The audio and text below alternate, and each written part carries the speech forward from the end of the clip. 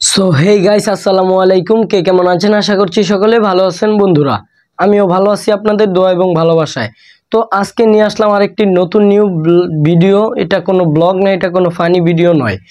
এই ভিডিওটি করার একটাই কারণ ভাই, বাংলাদেশের বর্তমান পরিস্থিতি দেখে আমি নিজেই হতভম্ব হয়ে রয়েছি। তো আপনাদের মাঝে কিছু ভিডিও এবং ছবি আগে শেয়ার করি, তারপর আপনাদের মতামতগুলো জানাবেন। তো প্রথম ভিডিও যেটা দেখতে পারতেছেন গাইস, আপনারা কিন্তু স্ক্রিনে দেখতে পারতেছেন,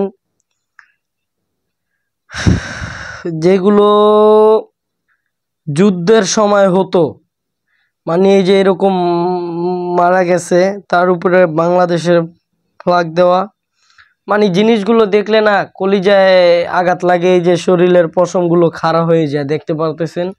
যে জিনিসগুলো আমাদের এই জেনারেশনে দেখা আসলে অনেকটাই কিরকম জানি।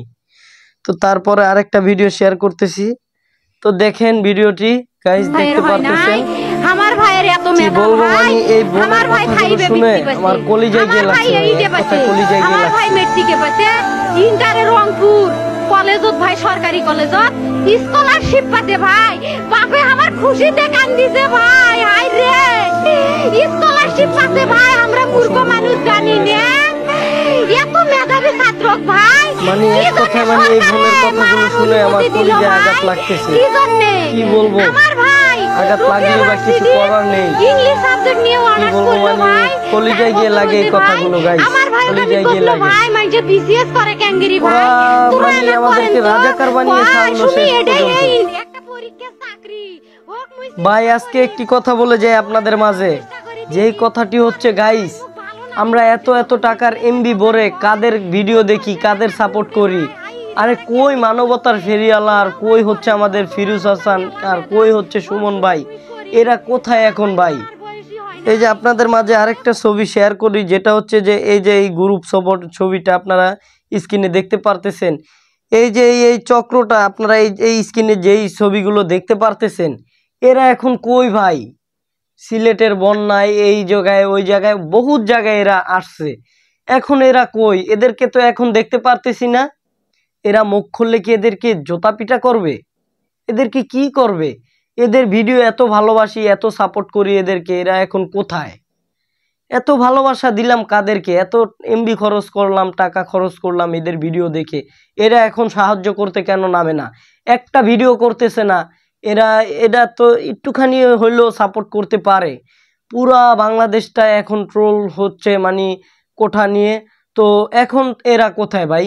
আমার প্রশ্ন একটাই আপনাদের কাছে, এরা এখন কোথায়? এই যে স্ক্রিনে যে ছবিটা দেখতে পারতেছেন আপনারা, এই লোকগুলো এখন কোথায়? তো আপনাদের মাঝে আরো কিছু ভিডিও শেয়ার করি, দেখেন আপনারা। এই যে ভাইয়েরা রাস্তায় বসে দেখতে পারতেছেন, এরা করতেছে, কথাগুলো শুনলেন আগে। মানে তারা শুধু বাস বলে যেটাকে, সেগুলো নিয়ে তারা নামছে। তাদের কাছে কিন্তু সেরকম শক্তপোক্ত কোনো হাতিয়ার যন্ত্রপাতিও নাই, বাস নিয়ে নামছে, তারা আন্দোলন করতেছে। মানে এদের জিনিসগুলো দেখে না মনে গিয়ে লাগে, অন্তরে গিয়ে লাগে ভাই। আমার না মানে বলার কিছু নাই এদেরকে নিয়ে।